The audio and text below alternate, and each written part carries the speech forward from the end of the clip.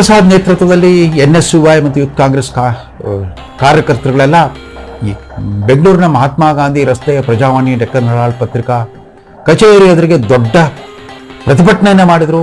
ಆ ಪತ್ರಿಕಾ ಕಚೇರಿಗೆ ಬೀಗ ಜಡಿದಿದ್ರು. ಆಗ ಪ್ರಪ್ರಥಮ ಬಾರಿಗೆ ಹರಿಪ್ರಸಾದನ್ನು ಈ ಉತ್ಸಾಹಿ ಯುವ ನಾಯಕನ ಪರಿಚಯ ಆಗಿತ್ತು.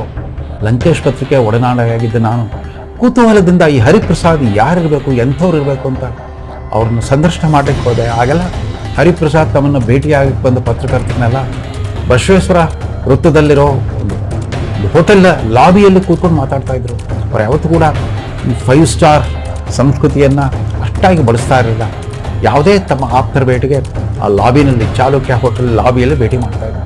ಅವ್ರ ಜೊತೆಗೆ ಮಾತಾಡಿದಾಗ ಅನಿಸ್ತು, ಈ ಹರಿಪ್ರಸಾದ್ ಎತ್ತರ ನಿಲುವಿನ ಅಜಾನುಭಾವ ವ್ಯಕ್ತಿತ್ವದ ಹರಿಪ್ರಸಾದ್ ಜನ ಅಂದ್ಕೊಂಡಂತೆ ಒಬ್ಬ ಗೂಂಡಾಗಿರಿ ಪ್ರವೃತ್ತಿಯವರಲ್ಲ, ದಾದಾಗಿರಿ ಪ್ರವೃತ್ತಿಯವರಲ್ಲ. ನಿರ್ದಿಷ್ಟ ಸಂದರ್ಭದಲ್ಲಿ ಆ ಆಕ್ರೋಶವನ್ನು ಪ್ರದರ್ಶನ ಮಾಡಿರ್ಬೋದು, ಒಂಥರ ಮಸಲ್ ಪವರ್ ಪ್ರದರ್ಶನ ಮಾಡಿರ್ಬೋದು.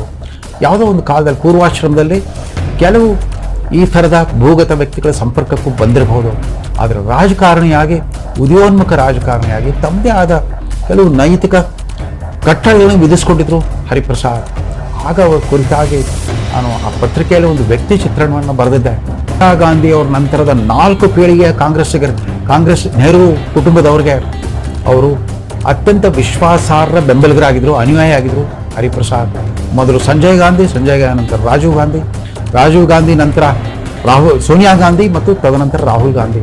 ಹೀಗೆ 4 ಪೀಳಿಗೆ ಇಂದಿರಾ ಕುಟುಂಬಸ್ಥರಿಗೆ ಆತ್ಮೀಯರಾಗಿರೋ ಹರಿಪ್ರಸಾದ್ 3 ಅವಧಿಗೆ ರಾಜ್ಯಸಭಾ ಸದಸ್ಯರಾಗಿದ್ದರು, ಕಾಂಗ್ರೆಸ್ ಪಕ್ಷದ ಪ್ರಧಾನ ಕಾರ್ಯದರ್ಶಿಯಾಗಿದ್ದರು, ಕಾಂಗ್ರೆಸ್ ವರ್ಕಿಂಗ್ ಕಮಿಟಿಯ ಸದಸ್ಯರಾಗಿದ್ದರು. ಈ ರೀತಿ ಕರ್ನಾಟಕದ ಬಹುತೇಕ ಹಿರಿಯ ನಾಯಕರಿಗೆ, ಇಲ್ಲಿ ಮುಖ್ಯಮಂತ್ರಿಗಳಾಗಿದ್ದವರಿಗೂ ಸಿಗದಂಥ ಅವಕಾಶಗಳು ಕಾಂಗ್ರೆಸ್ ಹೈಕಮಾಂಡಿನ ಗರ್ಭಗುಡಿಯಲ್ಲಿ ಇವರಿಗೆ ದೊರಕಿತ್ತು. ಆದರೆ ಯಾವತ್ತೂ ಕೂಡ ಕೇಂದ್ರದಲ್ಲಿ ಮಂತ್ರಿ ಆಗಲಿಕ್ಕೆ ಅವರು ಲಾಬಿ ಮಾಡಲಿಲ್ಲ. ಅದಕ್ಕೋಸ್ಕರ ತಮ್ಮ ಆಗಲಿಲ್ಲ ಅನ್ನೋ ಹತಾಶೆಯನ್ನು ಎಲ್ಲೂ ಬಹಿರಂಗವಾಗಿ ವ್ಯಕ್ತಪಡಿಸಿದವರಲ್ಲ. ಈ ರೀತಿಯ ಸುದೀರ್ಘ ಕಾಲದ ಪಕ್ಷನಿಷ್ಠೆ, ನಾಯಕನಿಷ್ಠೆ ಮತ್ತು ಅಧಿಕಾರ ಗದ್ದಿಗೆಗೋಸ್ಕರ ಹತಾಶೆಯನ್ನು ವ್ಯಕ್ತಪಡಿಸಿದಂಥ ಒಂದು, ಅದಕ್ಕಾಗಿ ಹಪಾಹಪಿ ಪಡೆದಂಥ ಒಂದು ಗುಣಧರ್ಮದಿಂದಾಗಿನೇ ಹರಿಪ್ರಸಾದ್ ಸದನದಲ್ಲಿರಲಿ ಇಲ್ಲದೇ ಇರಲಿ ಹರಿಪ್ರಸಾದ್ ತಮ್ಮದೇ ಆದ ಒಂದು ವ್ಯಕ್ತಿತ್ವವನ್ನು ರೂಪಿಸ್ಕೊಂಡಿದ್ರು.